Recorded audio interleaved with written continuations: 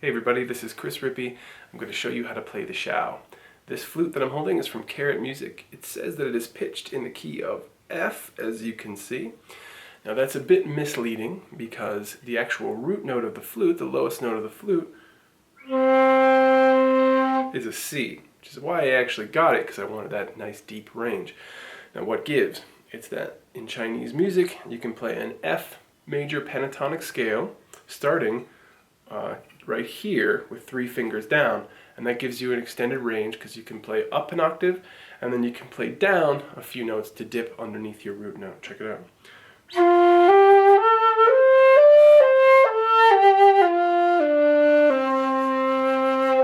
So I could put an extra D and a C beneath. So if you have a G key xiao, if it says G on it, or if you bought it when it says G, your lowest note is actually D.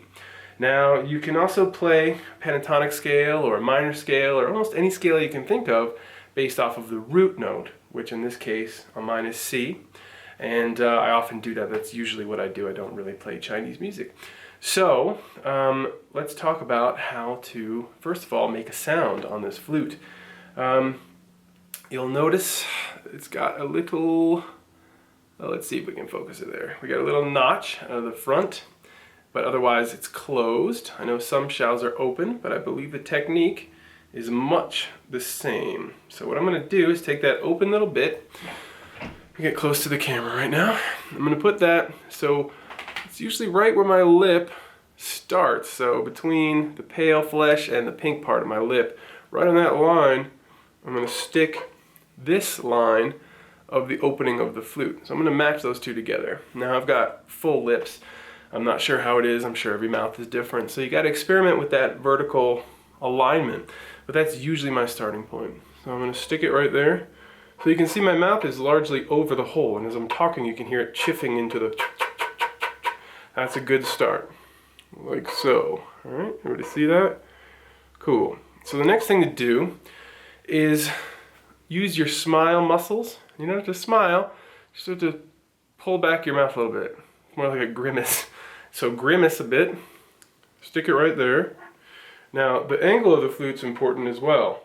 You don't want it like here, you don't want it like here, you want the angle approximately go like this.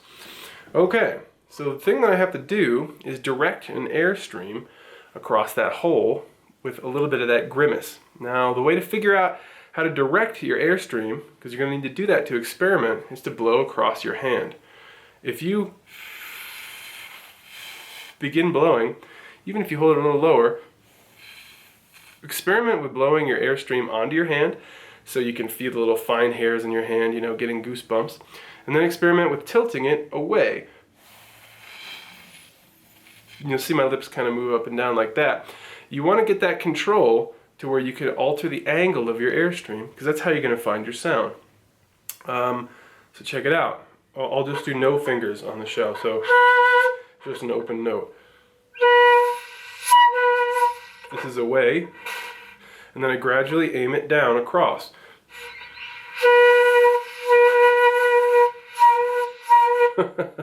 Now that sweet spot is difficult to find, and it requires an airstream that's flatter than it is round. So you want to compress your lips a little bit, and that's why you grimace, is that because you're trying to create an airstream like that is like a flat blade of air, sort of, or like a little oval of air, not a big like kissy O. You don't want that, or a smoke ring.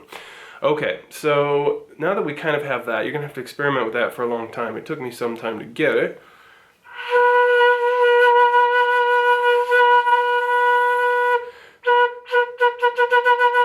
Once that becomes sort of second nature to you, we meet the next challenge. And this, I think, is more of a challenge than even getting a basic note out of the flute, and that is covering all the holes. Now, you'll notice that this flute doesn't even fit in the frame very comfortably. It is huge, all right? And so that means that the hole spacing that we get is also equally large. And then you'll notice there's a little pinky hole down here, and there's lots of vent holes down there. We're primarily concerned with, I believe, 8 playing holes, 4 on each hand. Let's start with the back, and that's the thumb hole. So cover your thumb. Now this one, I like to use my fingertips But it's not like the tippy tips. You're not poking in, using the pad of the finger, but it's the first digit. Now some people like to go all the way over. I find that that puts my wrist a little bit too much of an elevated stance. So it's going to go thumb in the back, and you can see how my thumb is on there. Then 1, 2, 3. And wiggle around. You don't have to be tense. You should never be tense, but feel the holes as if you're reading Braille or something. And see if you can make sure that in just wiggling your fingers that you feel for the edge, the complete circular edge of each hole over the pad. If you can do that, then try making that note just with the left hand, no right hand involved. Now listen to what happens if I get a little leakage.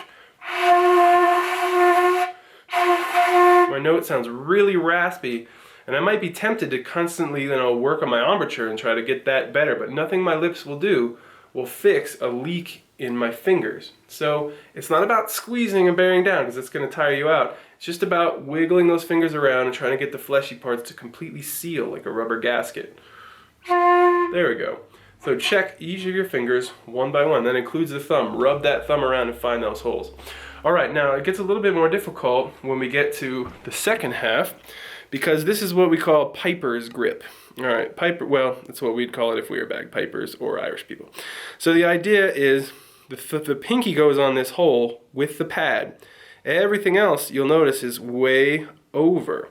And that's because I'm using this surface to cover the holes, not my first digit. Now that's a little bit difficult if you've never done it before, but you'll notice what it does with my arm is it puts it in a relaxed posture where more or less I have a neutral line, especially when you have to hold the xiao out like a good amount, from your body.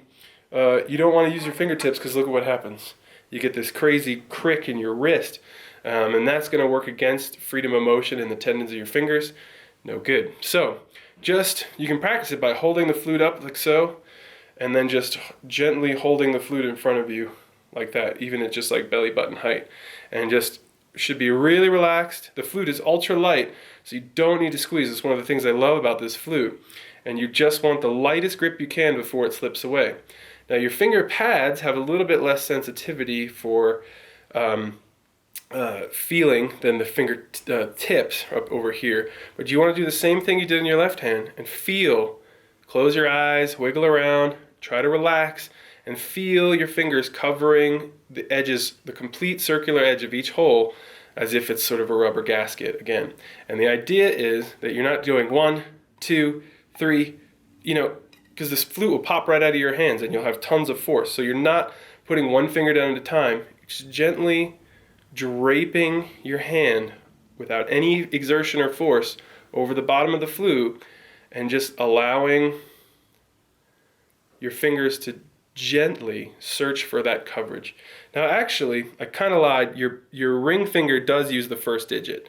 It's these two that use the second digit. The ring finger does use this surface right here. So I need to amend that little bit of the video there. Okay, so now when I put it together, I get a grip that looks like this. The fingers are, there we go. That's nice and loose and easy, and as you'll see as I stand up, I can hold the flute straight up and down to my spinal column. So what I want to do is take the flute now, stand up straight, tuck my chin a little bit, get it aligned to the center of your body, and just raise it.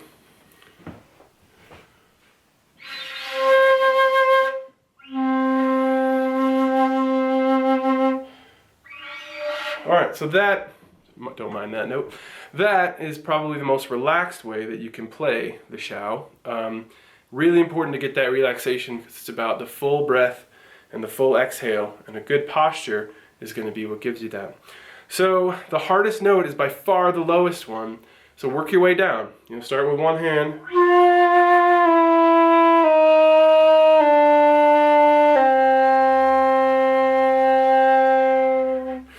Breathe from here.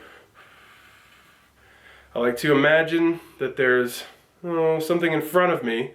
They used to teach us this in karate, and I actually really like it. And you use your diaphragm to blow that thing down. Now that's a little bit of that's like a karate thing, but if you relax that a little bit and imagine that there's a feather in front of you that you got to blow away, but you got to do it from here, yeah? So that's going to really help get the clarity of tone, because it's a sustained breath. If you want to get better at the flute, go swimming and do, 5 strokes before you breathe. Learn how to do a sustained exhale and forget about that stress, like, oh no, when am I going to breathe? That's going to interrupt the music. You just want to do a sustained exhale for a long time. So practice slowly at first, just a few notes here and there. If you have any questions, just put them in the comment section below and I'll try to help you out.